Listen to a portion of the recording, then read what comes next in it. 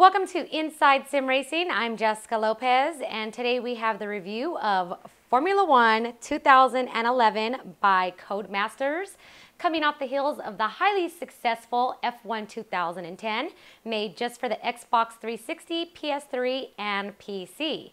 Before we get further in on the details of this brand new title, I'd like to mention that we will be having a contest later on in the show today, and we're going to be giving away 2 nice prizes, so make sure you watch the entire show. Moving forward, Codemasters Formula One 2011, all powered by the Ego Technology platform. There's a total of 19 tracks, including the brand new Grand Prix of India. Players will get to drive on Nürburgring with up to 16 real-life drivers and 8 AI cars to fill out the grid. For those of you interested in a little co-op championships with your buddies, you can now do that and compete with your friends online. And a new Parc Fermé area, new pit lanes, and new celebration and reaction cinematics. Drivers can progress from rookie to world championship with the extensive career mode. Drivers can now use KERS and DRS in the game, but only at the appropriate times that you would be able to in real life. KERS, or Kinetic Energy Recovery System, allows the car to store up energy that the driver can unleash when needed. This would give you an 80 horsepower boost for a moment of time. Use it wisely and it can propel you past the driver you are battling. DRS, known as Drag Reduction System, literally drops the wing and reduces drag on certain areas of the track. And when using DRS or KERS, you will find that the added speeds will then affect your braking zones, making things a bit more interesting. So you have enhanced graphics, advanced physics, and integrated network play. I'm going to go ahead and pass it on over to Sean and Darren, who are going to tell you how they feel and what they think about all these new features. So here we are, only a year later, Formula One all over again, but this time it's the 2011 version by Codemasters. That's right. Lots of changes, like Jessica mentioned, and we're going to tell you about some of them. Absolutely. Starting with... Well, you've got the changes that happened in Formula One this year. So, I mean, you have 2 tracks that are out, and you have 2 tracks that are in. So Bahrain and Hockenheim are not there. And on the other hand, you've got India and Nürburgring that are in the game. That's right. That's a nice change. As usual, we tested on all the versions, PC, PS3, and the Xbox 360. We picked the PC. PC is definitely a more stout version. Triple screens. I mean, man, if you've got it, you can run like 6 screens if you wanted. Definitely the better version on the PC. You know, we also mentioned we tried it on the Xbox 360 and the PS3, and Xbox 360 was pretty good. It did well. Good graphics, good gameplay, but the PS3 version, that's the one you're holding there. Yeah, this is the one I'm holding right here.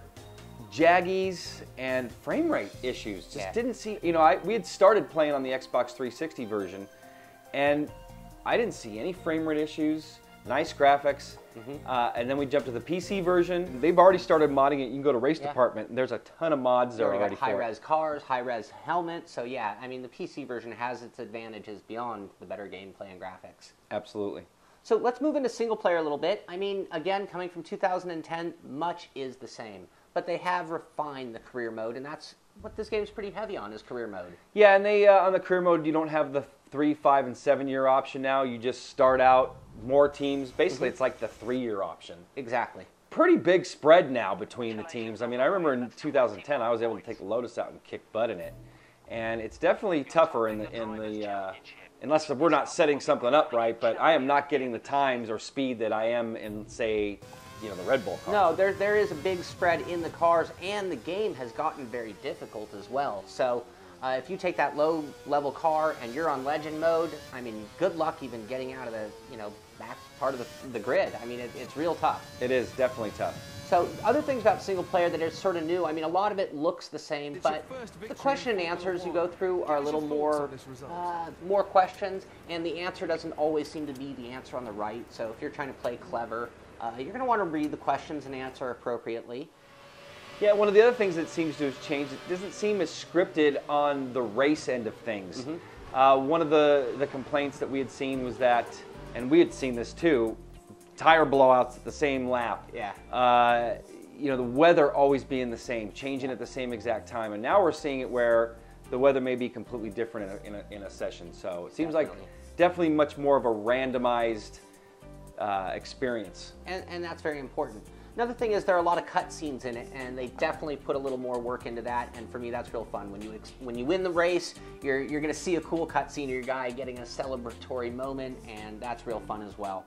Another thing is the career mode seems to be a little more deep this time. So I spent a season having a really rough season. I was pretty much crashing out of every race, and by the 10th race, my team sent me a nice letter saying that they're not going to need my services for next year. And I didn't think much of it, so I continued to crash through the rest of the season, and at the end of the season, I'm getting offers from other teams. So no goodbye. No, they didn't even say goodbye. They didn't care about me at all. I was told back races ago, we're done with you. You know, Sean, have you ever heard the saying, if you've got nothing nice to say, don't say anything at all? Well, I mean, at least a goodbye? Maybe they didn't even want to say goodbye. I did cost them a lot of money. I crashed. You crashed at least 19 cars. Yeah. It was a rough season. He did it purposely, though. We wanted to see if he could get fired, and sure enough, in 2010, it was like impossible. Yeah, just you had that 7-year contract, 3-year contract, and you had it. Yeah, and what was bad about this is I was going to be put on a lower team, so I was being downgraded through failure. That was a big impact. Let me know you're okay. Another new mode in the game is time trial and time attack. Well, time trial was there. Yeah, okay, you're right. That was there, but time attack is new. Time attack I actually dig. They have 6 different events. Each one has predetermined parameters, certain car, certain track, certain first weather. one's Montreal in the rain. And everybody has to do it that way. Yep. And then you're going to have a bronze, silver, and gold award. Right, which is basically a bronze ghost, silver ghost, and gold ghost. Beat the bronze ghost, silver ghost comes out. Then you got to beat it, get your silver, and then you got to beat the gold ghost. So. And then what's even cooler is these are the times that get posted on the leaderboard, so you know that everybody is using the exact same conditions, and that makes it. You can't even tweak your setup. It goes right to the track. So this is who is fastest in these circumstances. Yeah, like a fixed setup race. Absolutely. Another area of the game that has seen a lot of improvement is multiplayer, and it's seen improvement in a few different ways, but the biggest is more people. Yeah, 16. 16 players plus 8 AI, giving you a full grid of 24, which, now we're talking about the PC version, but when I imagine this on the Xbox where you're playing with 16 people and the additional AI, that's a lot of drivers. I mean, that's exciting racing. It is. That's a good field of cars. And the AI's, you know, pretty tough. Well, I guess we can get to that now. Yeah, let's just move into AI right now. Well, you started it. They're pretty good. I mean, AI is going to be tough for anybody to program correctly. I mean, I don't care what anybody says. It's artificial intelligence, and there's always going to be something artificial about it. And as time goes on, these guys are getting better and better, whether it be Codemasters, whether it be the guys at Turn 10. You know, the AI is getting better. Absolutely. My experience with the AI are, if I race like I'm racing against humans, and I don't smash them, I don't dive bomb them, that they race me very well. If I start racing like there's no consequences, then they don't know how to deal with me. So again, if you use the racing line right, you correctly pass, you're going to get a great AI experience. Yeah, and they'll be aggressive back against you. I mean, Definitely. they'll make some passes now where in the past they might not have. And I've had them actually wait for me to go wide to set me up on the inside. So they're thinking, and they're definitely working. That's right. Another thing, graphics. Yeah, let's get into the heart here. You know, graphics, physics, sounds. Let's talk about those things. That's what we're into. And graphics, again, 2010 had great graphics. I'm not seeing a huge leap forward here because you had some of the best weather ever. You had very good workable graphics. One thing on graphics, the steering wheels. They've got the proper wheel for each car. And I think that's very special. That is definitely cool. Now, this is on the PC. As we go down the line, Xbox, good graphics. PS3, not so much. Man, I don't know what's going on. And I'm assuming it's, I don't know, maybe it's the platform or the way that Codemasters is coding to interact with the PS3, but graphically, this version, the PS3, is definitely suffering. I wish it wasn't, because you know you got a good selection of wheels on the PS3 to choose from, but you know, if I have my preference, it's going to be on the PC or the Xbox. Yeah, absolutely. That's a no-brainer right there. So that takes us to physics, and I'm going to tell you right off the bat, the cars have a much better feel than they did in 2010. Big thing for me that I noticed right away is on turn-in. There's a little bit more heavy feel. You can feel how the car is pivoting, and then even more importantly, under heavy braking, I'm picking up some understeer. Yeah, and you know what? One of the things that we've mentioned in the past where the rubber meets the road, and I can finally feel where the rubber's starting to meet the road in this title, especially under, like Sean just mentioned, under braking. Lots of, you overbrake, lockups happening, and then you can feel it in the wheel, and they've done a really good job on upping the ante as far as the physics go. And you know, I think last year we asked Paul, or Steven, answered the question, you know, where do you think your physics was on 1 to 10? And I think he said like a 6 or 7. And yeah, I'd say they're closer to like an 8. I agree. Good call there. Another thing that's real noticeable, and I consider this physics, is the difference between hot and cold tires. So when you come in and get new tires and go out, you better be careful because you're not going to have the grip. And the AI are dealing with the same cold tires as well. Cold brakes as well, and wear as well. You know, those tires start wearing, you really start feeling the drop off, and you can tell something's going on. You know, one of the first times I really noticed it, I was in a practice session, went out, came back in, went out, came back in, hadn't changed tires. After about 3 or 4 times, I'm making setup changes. I'm like, it should be a little more grippy based on my settings, not less. And then I'm like, wait a second, I hadn't changed my tires yet. Go checked, I was at like 70%. Right. And that, you know, that made a difference. Definitely. Another thing, and this isn't really physics, but it kind of comes into it, but that's the race strategy aspects of the game. And a lot of it is on the wheel, so the DRS and KERS, I like to call them, but DRS and KERS. And then also the whole pit menu. So, I mean, and you've got to do this on the fly, on your wheel, but changing tires. Fuel mixture. Fuel mixture, and you know, your crew chief will call you and tell you, he'll get on the radio and tell you, change that mixture, and you need to be able to do all of that, and it gets kind of intense. I like that they implemented that, and implemented it really cool. Yeah, and speaking of implementing, you've got the safety car. I'm not going to make a big deal about it. I mean, honestly, when it comes to online racing, I bet most people are going to turn it off. Now that it's there, everyone wanted it, it's there, cool, that's kind of my thoughts. In a career, you know, if I get into a spin and there's a wreck that happens, then again, if it's bad enough, well, hey, if I get damaged in a wreck and I want, you know, to maintain my position, that safety car might save me a little bit. So that's true.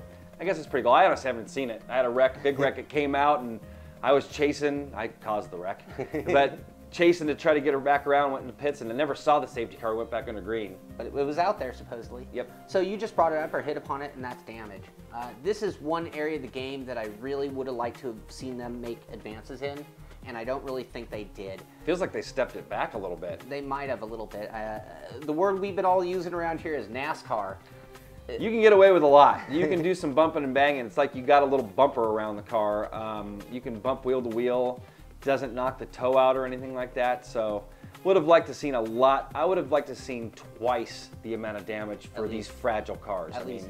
And that includes when you rear end somebody. I mean, you've got this big giant wing on the front. You hit the rear tires practically. That wing should rip off. Yeah, no, I propel them forward with it like it's a bumper. Yeah. So the other thing is under total carnage. I mean, if you put the wall into 200 into the wall, it doesn't. I mean, you lose the front end, sure, but like the point on the nose is still perfect. There's probably some licensing reasons that they couldn't go full out. You know, maybe like we see in dirt. Yeah, there you go. One thing we didn't touch on in physics, but we really should have, and that's steering lag. We can even get that into forced feedback, though, too. That's true. Might as well mix those two together. All right, let's cover forced feedback. We'll give you the good and the bad then. The force feedback, I think, has been improved along with those physics. You heard me say it about the turn-in feeling, the rumble strip. Another is getting on the gas heavy, you feel the rear end pivot real quick, and you'll lose catch it. And you can catch it, though, too. I've caught a bunch of those in, you know, high speed, you know, where I don't have enough downforce or even had DRS, you know, enabled in a corner where I didn't get on the brakes, where it kicked it back closed. You know, I felt that car coming out and have been able to save it. And the effects are cool. There's some weird off effects that I think that are a little overdone maybe, but overall they've done a good job. And the input lag is definitely, you know, now we can kind of get into the control aspect. The input lag that F1 2010 had has definitely been improved upon. used to shift in F1 2010, and there was like a second delay almost. I mean, that has definitely been improved. Your turn-in has been, it's not perfect. It definitely is not up to par with like an iRacing or R-Factor or the other PC sims, but they've definitely improved it. Definitely. An area they haven't improved a lot, but very high quality, and that's the sounds. Yep.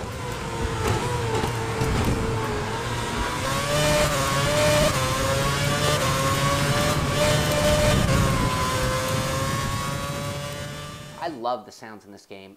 Formula One engines screaming at full speeds is just one of my favorite sounds on Earth. Yep. And they've done it well. Other little subtle sounds too, like debris kicking up. Very immersive. Very immersive, and it sucks you in, and it gives you what you need. I mean, there's a little sound when you get pitched too far sideways, and the tires make like a second level squealing noise, and you know that it's about to go. You're going to be done. You better get off the throttle.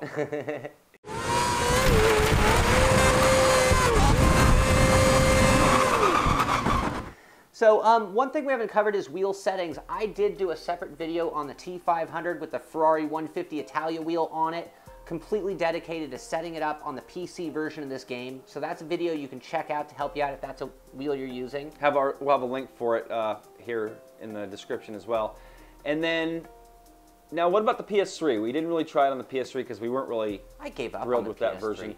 But I would recommend dial that linearity and saturation setting in to your preference, and hopefully you can find a good balance for yourself on the T500. Actually, maybe even get a hold of our good friend Alan Boyston over there at Team VVV, because I know he's running with the T500 with the F1 wheel on the PS3, so maybe he can share his settings with us. And one thing I'll add to the settings is when it comes to tuning your wheel, it's like a car setup. Do one thing, feel it. Can you notice what it did? If you change two things, you might not know which one did what you liked or disliked. Yep, which leads us to the Fanatic wheels. Now you can do all this tuning right on the menu. Also, you have your saturation and linearity settings in game, which I have linearity at 10 and saturation at 30. Just on the wheel, everything else is at 0. And then on the wheel, I'm running 250 to 270 degrees of rotation or sensitivity. Force feedback at 100. And then, you know, there's the other settings I leave pretty much default. You can tailor the ABS and all that stuff. But the key setting on the Fanatic wheels to get rid of that quicksand feel, and it's not the Fanatic wheels. I will defend, you know, Fanatic on this one.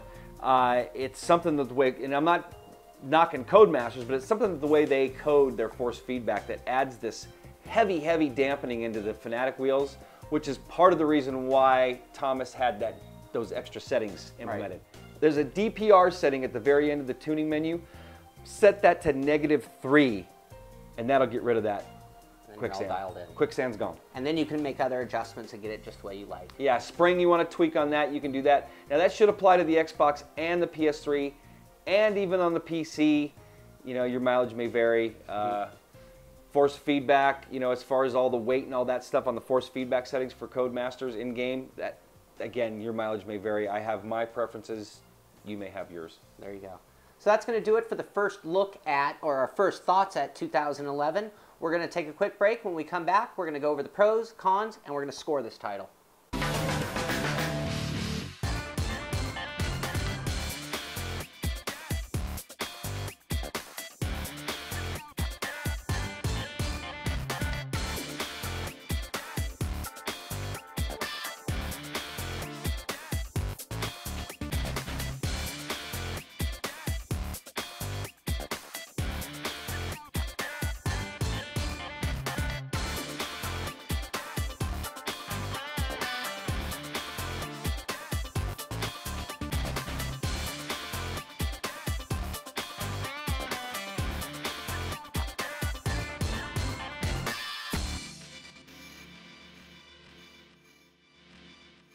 Open Wheeler is not just another racing seat. It's made with the input of real racing fans who know the mechanics of racing. The Open Wheeler can be used by almost anybody, from a small child to a fully grown adult. Just like the seat in a real car, Open Wheeler has a wide range of adjustable positions, just like a real car, including the angle of the seat up and back, and the pedal distance and wheel height. Open Wheeler is super light and it only weighs about 50 pounds, and it's really easy to move around the house with its built-in wheels, and it folds down for easy storage.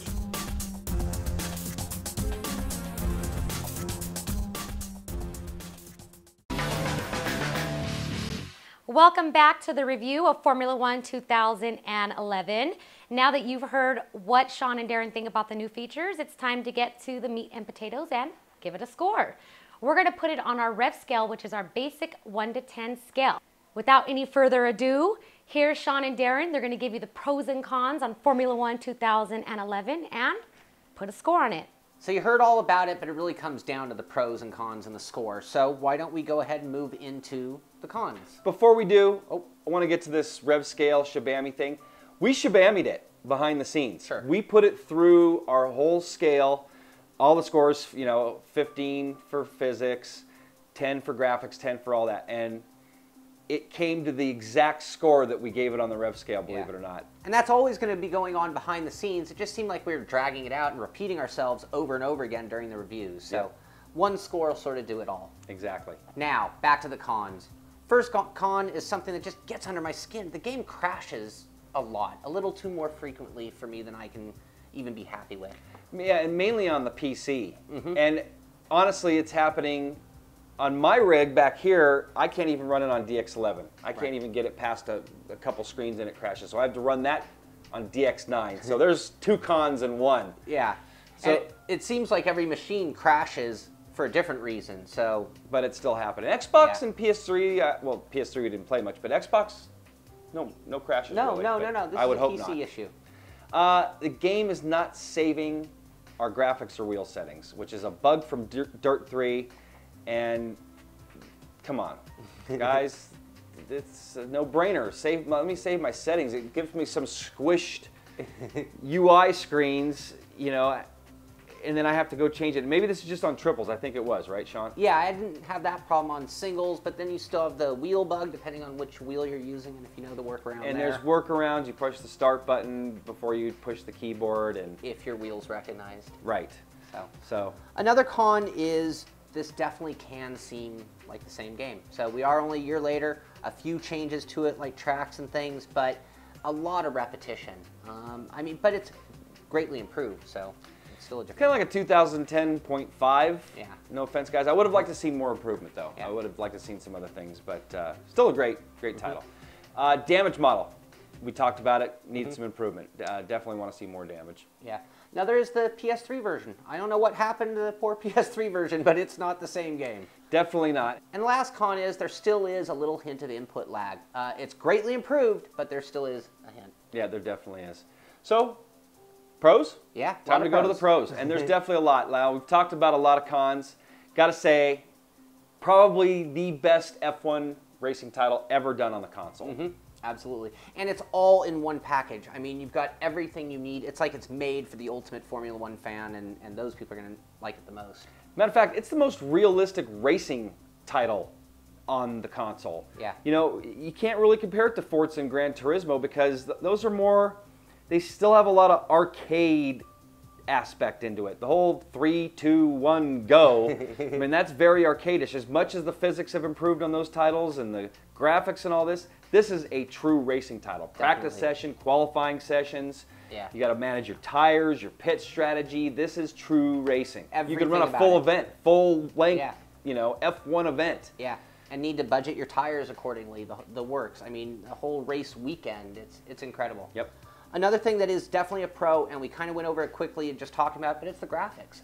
We are the best weather effects. I'm going to say it. They are the best. When you're behind another car, you can't see. You go blind. Yeah. It's awesome. You've got the tires that deform when they deflate. I mean, the graphics package is right up there with the best, and definitely a pro. Leads us to the sound. Same deal. Great sounds.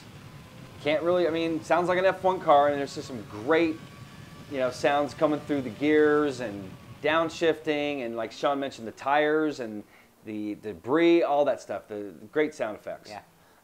Very solid career mode. So we've hit it a few areas on the career mode, but ultimately, it's a Formula One career. You're living the life, and they do that very well. I would, kind of a con for me though on that is I would have liked to have seen, F2 or Formula, coming through the ranks to get to Formula One. That would have been nice. That'd be for exceptional. them to include that. Maybe, hey, there's an idea for 2012. Let's start and move our way up the ranks to get to F1. That would be cool. Definitely. Kurs and DRS, DRS. Yes. I like those a lot. I think that's a cool aspect to F1 in general, and Very cool. Another cool aspect is the 16-player multiplayer. So being able to run against more people is more fun. Absolutely. Good AI, some of the best on the console and in racing in general. It's tough to do AI, and they've done a good job. And finally, good physics and decent force feedbacks makes it for a very raceable game. So on the rev scale, this game is going to get an 8.5 out of 10. Which it's much to deserve. Again, we put it through all the Shabami scores. Sean, I turned to Sean and said, guess what the score came out to? It came out to 85. So there you have it. Very good game. If you liked 2010, you'll love 2011. If you're a Formula One fan, it's definitely made for you. I put it on a must-buy. Absolutely. It's a must-buy, especially for a Formula One fan.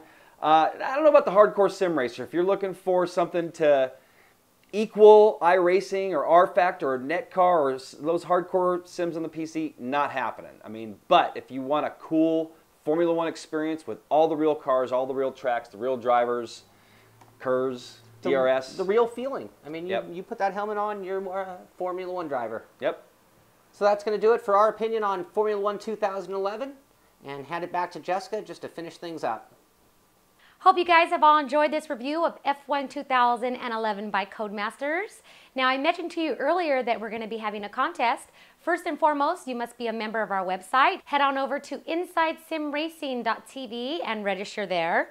Second, this contest is only open to Northern American residents. How this contest will work is that our good friend Terry Allen is going to play some Formula One 2011 and drive some laps around Monza. And you guys need to guess his average lap time. In order to give you guys a basis, Sean drove around Monza and his average lap time was 126.266. You can head on over to our forum and we'll have a thread there about the show and you can post your guest lap time for Terry. There will be 2 winners. The person who guesses the closest lap time will win the grand prize of a 1/20th scale Ferrari F60 Formula One car. The second prize will be a Lotus 997 Honda, a model of the car driven by Ayrton Senna. That winner will be selected at random, so everybody has a chance of winning even if you're not good at guessing lap times. For those of you that are participating in the contest, good luck, and we will be announcing the winner in a future episode of This Week in Sim Racing, so make sure you watch all of those episodes. That's going to wrap it for this review of Formula One 2011 by Codemasters. We hope that you guys have enjoyed it. I'm Jessica Lopez, and the checkered flag is out.